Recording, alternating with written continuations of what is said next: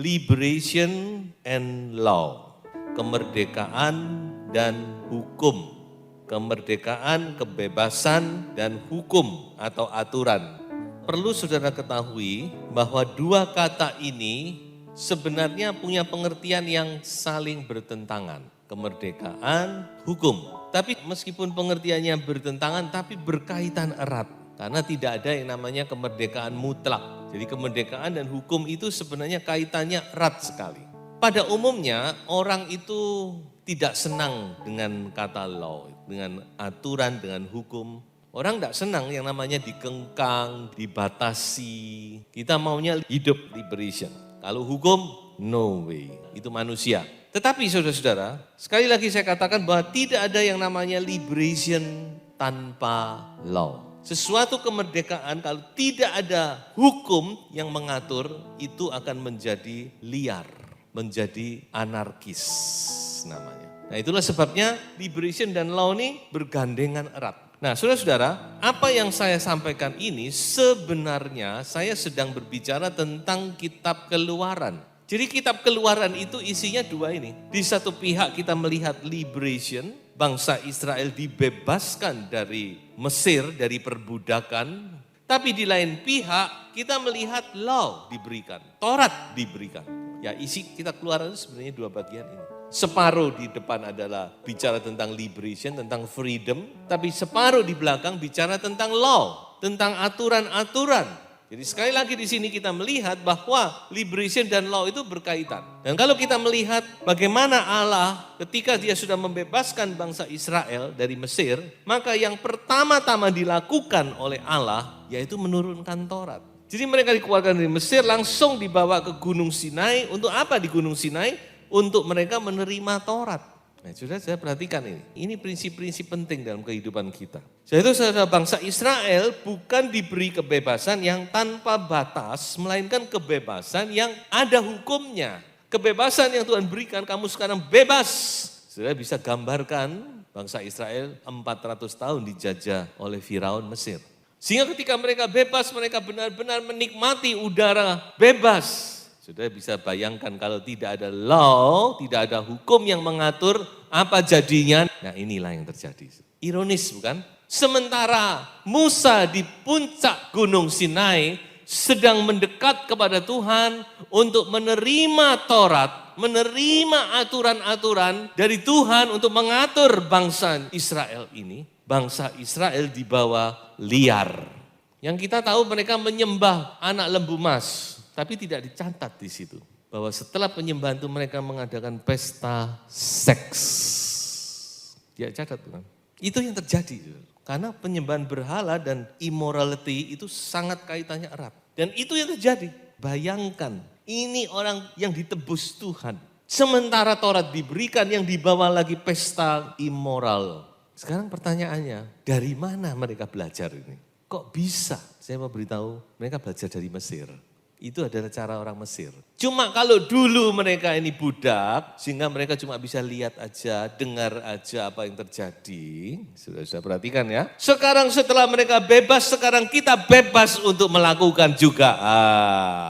Dulu nggak bisa melakukan, karena mereka budak. Kerjaan mereka cuma bikin batu bata, ya, bakar batu bata, bikin kota, bangun kota. Sepanjang hari cuma ditekan. Sekarang setelah mereka bebas, nah ini sekarang kita bisa praktekkan kebebasan itu. Dan apa yang terjadi saudara? 3.000 orang mati. Tuhan sangat marah kepada bangsa Israel ini. Dan Tuhan mau memusnahkan mereka. Kalau bukan Musa, dia dangdangi Tuhan. Jangan, lebih baik aku yang mati. Jangan bangsa ini, luar biasa ini. Luar biasa. Inilah Yesus bukan? Aku yang mati untuk menebus dosa manusia Bapa. Jadi sinilah saudara menjadi gambaran kepada kita bagaimana sebuah freedom, sebuah liberation yang tidak diatur, yang tidak mau diatur, yang tidak menuruti aturan akan membawa kepada kematian.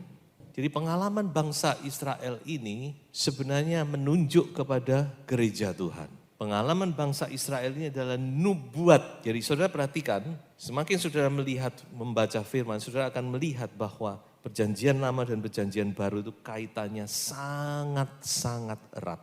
Cuma bedanya di perjanjian lama itu hanya gambaran, shadow, bayangan dari apa yang akan Tuhan lakukan di perjanjian baru. Nah, tidak bisa dipisahkan. Nah, sudah lihat di sini bagaimana bangsa Israel pengalamannya. Pertama, mereka dibebaskan dari Mesir oleh darah anak domba. Itu gambaran dari Yesus Kristus, anak domba Allah yang disembelih di atas kayu salib Golgota. Darahnya tercurah, mengampuni manusia dari dosa. Dan pengalaman kita secara pribadi yaitu ketika percaya kepada Yesus, kita lahir baru. Nah, kemudian kita lihat bangsa Israel setelah mereka bebas dari Mesir, apakah mereka bebas merdeka? Belum. Saya bisa membaca bahwa ancaman Firaun itu masih ada. Lalu kapan mereka benar-benar bebas dari Firaun? Yaitu ketika mereka menyeberang Laut Tebrau. Dan saudara, pas ketika mereka menyeberang Laut Tebrau itu pas 3 hari setelah mereka lepas dari Mesir. Jadi firman Tuhan itu on time, exact. Jadi itu gambaran apa? Gambaran ketika Yesus bangkit, saudara-saudara. Ingat, mereka semalam-malaman dituntun lewat laut dan ketika menjelang pagi, laut ditutup, tentara Mesir terbenam di laut. Yesus dibangkitkan di saat orang sedang tidur. Jadi ketika para wanita datang ke kubur Yesus, lalu tutupnya digulingkan oleh malaikat, itu bukan Yesus baru keluar, bukan saudara. Malaikat menggulingkan tutup itu cuma memberitahu, nih loh, kelihatan kosong sudah. Nah ini yang dialami bangsa Israel. Dan ini bicara tentang baptisan air. Makanya percaya dibaptis. Nah sekarang kita maju lagi. Ketika mereka sampai di Gunung Sinai, itu pas bulan ketiga, pas 50 hari setelah mereka keluar dari Mesir, Taurat diturunkan. Dan itu penggenapannya adalah ketika Roh Kudus diturunkan di kamar loteng Yerusalem. Lalu 3.000 orang bertobat, dibaptis saat itu. Coba lihat kan, di zaman bangsa Israel 3.000 orang mati, di Kisah Rasul waktu Roh Kudus diturunkan 3.000 orang selamat. Makanya Paulus berkata apa? Pelayanan Taurat itu membawa kematian, tapi pelayanan Roh membawa kehidupan. Jelas sudah? Dan itu pengalaman gereja Tuhan yaitu waktu dibaptis dengan Roh Kudus. Sudah melihat di sini bisa mengerti bagaimana Tuhan itu bekerja itu bukan random, tapi semua by plan, dengan rencana, dan semua ini Tuhan punya rencana. Tuhan sedang memberikan gambaran apa yang akan terjadi. Oleh sebab itulah ini bicara juga tentang kehidupan kita, bahwa kita orang percaya sama seperti bangsa Israel. Kita juga dibebaskan dari iblis, dari dosa, dari Taurat dikatakan. Untuk apa? Bukan untuk hidup semau-maunya, tetapi untuk hidup menurut hukum yang baru, hukumnya Allah. Coba kita lihat ayat berikut ini. Galatia pasal 5 ayat 13. Saudara-saudara, memang kamu telah dipanggil untuk merdeka. Tetapi janganlah kamu mempergunakan kemerdekaan itu sebagai kesempatan untuk kehidupan dalam dosa. Melainkan layanilah seorang akan yang lain oleh kasih. 1 Korintus 8 ayat 9. Tetapi jagalah supaya kebebasanmu ini jangan menjadi batu sandungan bagi mereka yang lemah. Di 2 ayat ini memberitahu kepada kita bahwa kita juga sama, alami hal yang sama seperti bangsa Israel. Dan Tuhan wanti-wanti lewat Paulus. Kamu sudah lihat bangsa Israel bukan? Mereka dibebaskan dari Mesir, tapi mereka anarkis, mereka liar. Tapi kamu jangan. Kita bukan merdeka tanpa batas, bukan unlimited freedom. Tidak ada itu, dunia manapun juga. Tapi semua itu ada hukumnya. Nanti kita akan lihat. Nah kita akan masuk 1 ayat lagi. Di dalam ayat ini juga sama intinya. Cuma diperjelas. Kalau dulu kita hamba dosa, sekarang kita hamba kebenaran.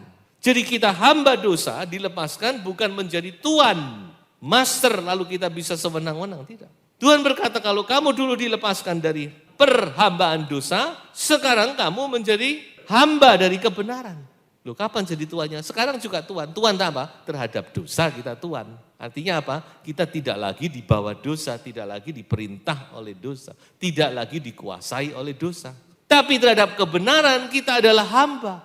Saya bacakan ya. Tetapi syukurlah kepada Allah, dahulu memang kamu hamba dosa. Dahulu kita hamba dosa. Tetapi sekarang kamu dengan segenap hati telah mentaati pengajaran yang telah diteruskan kepadamu. Kamu telah dimerdekakan dari dosa dan menjadi hamba kebenaran. Jelas, saudara. Saya mau memberi kepada saudara sebuah pengertian bahwa jangan berpikir kita ini merdeka sakarep-karep dewe. Itu yang pertama. Yang kedua ingat, kita tetap hamba. Shift saja. Tuhan kita shift. Kalau dulu Tuhan kita dosa, dulu Tuhan kita Firaun, sekarang Tuhan kita adalah Yesus. Itu maksudnya. Itu yang Tuhan mau berikan kepada bangsa Israel. Dulu kamu hamba dosa, hamba Firaun, tapi sekarang kamu adalah umatku. Aku adalah Tuhan. Jadi pengertian ini harus saudara dan saya semua kita harus mengerti dan kita camkan di dalam hati supaya kita melangkah itu benar-benar di dalam kebenaran firman. Nah saudara-saudara, tadi sudah saya sentil bukan? Bahwa ada hukum, ada aturan yang Tuhan berikan. Sama seperti bangsa Israel. Dikeluarkan, dibawa ke Gunung Sinai untuk menerima aturan. Ada aturan yang baru, ada hukum yang baru. Nah, hukum apa itu? Perhatikan, hukum yang baru itu namanya hukum Kristus. Coba saya baca ya. Bagi orang-orang yang tidak hidup di bawah hukum Taurat, aku menjadi seperti orang yang tidak hidup di bawah hukum Taurat, sekalipun aku tidak hidup di luar hukum Allah. Karena aku hidup di bawah hukum Kristus. Supaya aku dapat memenangkan mereka yang tidak hidup di bawah hukum Taurat. Jadi Paulus berkata, aku ini walaupun tidak hidup dalam hukum Taurat, aku ini hidup di bawah hukum loh. Kan Paulus sering dituduh oleh orang-orang Yahudi.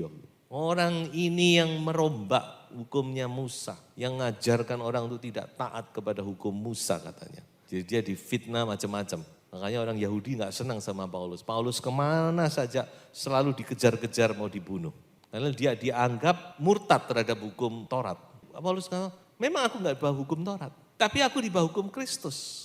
Nah sekarang pertanyaan berikutnya muncul sekarang. Hukum Kristus itu hukum apa? Jadi kita juga sama, kita tidak lagi di bawah hukum Taurat. Kita dibebaskan dari hukum Taurat. Tetapi bukan berarti kita tidak di bawah hukum, berarti kita bebas. Tidak. Jadi pengertian seringkali kan orang itu gampang ekstrim ya. Wah kita bebas, apapun bisa kita perbuat. Tapi firman Tuhan bukan berkata demikian. Kamu dulu hamba dosa, sekarang hamba kebenaran. Dulu hukum Taurat, sekarang hukum Kristus.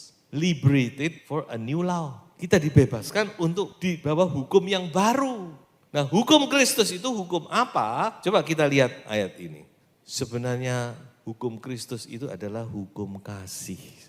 Roh Kudus diberikan kepada kita untuk menolong kita bertumbuh dalam ketaatan. Bertumbuh dalam pengenalan akan Tuhan. Bertumbuh dalam kasih. Karena kita ada di bawah hukum ini sekarang. Hukum kasih namanya. Dan hukum kasih ini sudah menggenapi Taurat itu. Jadi ingat saudara-saudara, yang namanya kasih karunia di bawah perjanjian baru ini, zaman kasih karunia bukan lawlessness, bukan keadaan yang tidak ada hukumnya. Jangan salah ya. Banyak orang menyalahgunakan kata kasih karunia. Oh kita ada dalam kasih karunia, oh enggak apa-apa. Tidak saudara. Kita di bawah hukum yang baru namanya hukum kasih.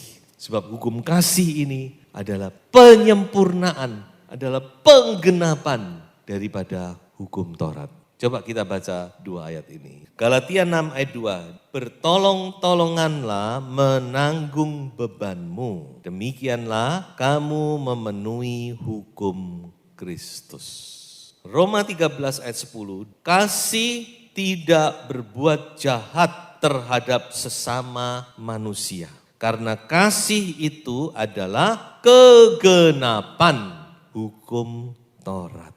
Kasih adalah kegenapan, penggenapan dari hukum Taurat. Jadi sekali lagi mari di akhir zaman ini kita minta kepada Tuhan terus menumbuhkan kasih kita bertumbuh. Sebab saya sampaikan bukan, di akhir zaman ini ada 2 jalur bagi anak Tuhan. Jalur yang sisi ini dikatakan kasihnya akan menjadi dingin. Ya, Matius 24 ayat 12, karena kedurhakaan bertambah-tambah, kasih manusia itu makin hari makin dingin, saudara-saudara. Makin hari makin acuh tak acuh, makin kebal, makin tidak peduli orang lain. Tapi di satu pihak kita melihat kasih itu bertambah-tambah. Sama seperti sebelum kitab Wahyu ada 2 surat. Surat Yudas bicara tentang murtad. Akan banyak orang yang murtad. Kalau bicara murtad itu bukan orang luar, tapi gereja Tuhan, anak Tuhan, hamba Tuhan. Tetapi ada surat Yohanes yang bicara tentang kasih. Kiranya Tuhan tolong kita semua, kita ada di dalam ini, saudara. Kasih kita terus bertumbuh oleh pertolongan Roh Kudus. Kita belajar tolong-tolongan, menanggung beban.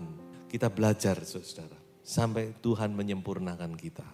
Saya akan simpulkan khotbah ini dengan sebuah perkataan demikian. Kristus telah membebaskan kita, tetapi bukan kebebasan yang unlimited, melainkan kebebasan untuk hidup di dalam hukumnya, yaitu hukum kasih. Sebab itu mari kita saling mengasihi. Tuhan Yesus memberkati. Haleluya.